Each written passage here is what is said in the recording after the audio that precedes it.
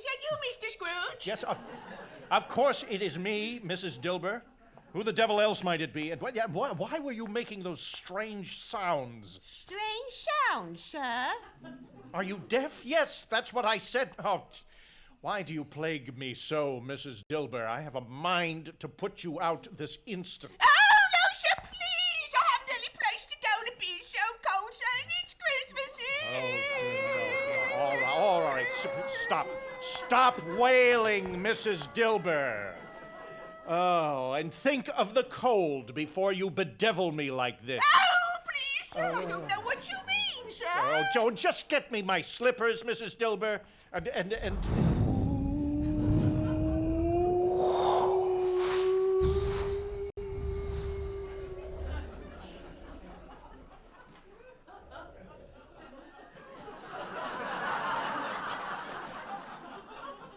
Did you hear that, Mrs. Dilber? What, sir? You mean the breeze? No, woman, not the breeze. Don't tell me that you didn't.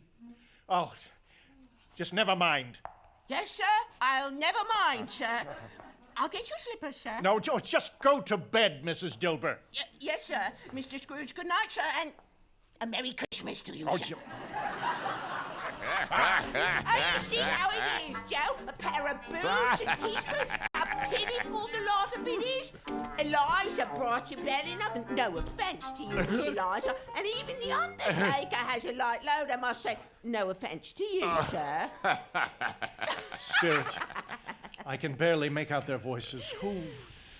Well, give it up, dear woman. Undo your bundles and let's have a look. All right, now. Take a good gander, if you might. What do you call this? Bed curtains? Oh, bed curtains indeed, my good man. Pure velvet, I might add.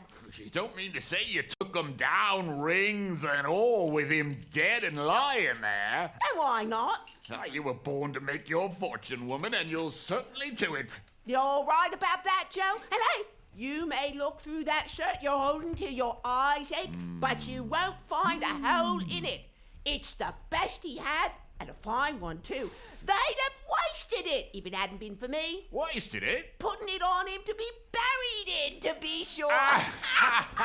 You mean the shirt he was to be buried in this? You took it off him? Somebody was fool enough to put on such a shirt, but I took it off again.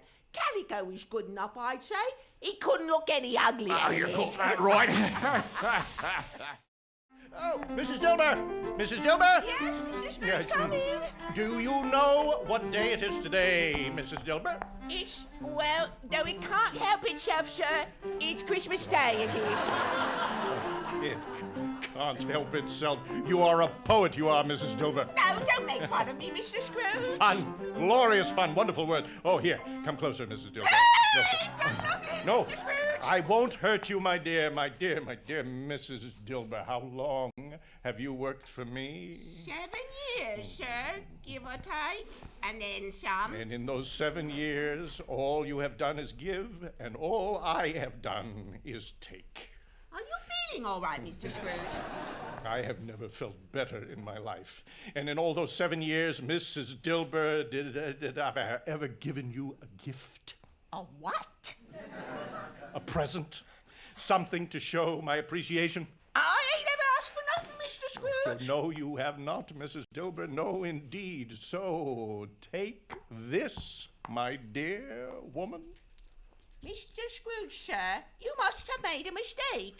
This is a solid gold coin, sir. I have made mistakes, many mistakes, Mrs. Dilber, and I mean to make up for them one by one. So this is no mistake, my dear, good Mrs. Dilber, no mistake at all, my friend. May I call you that? Call me what, sir? Friend. Why, sure you can, sir. And then some. Oh, wow. And then some indeed, Mrs. Dilber, for we shall make this our Christmas tradition. No, Mr. Scrooge! Now, go and fetch me my finest shirt. I mean to go out into the world today. It is Christmas. Oh, it is, Mr. Scrooge, and a merry one to you, a very merry one.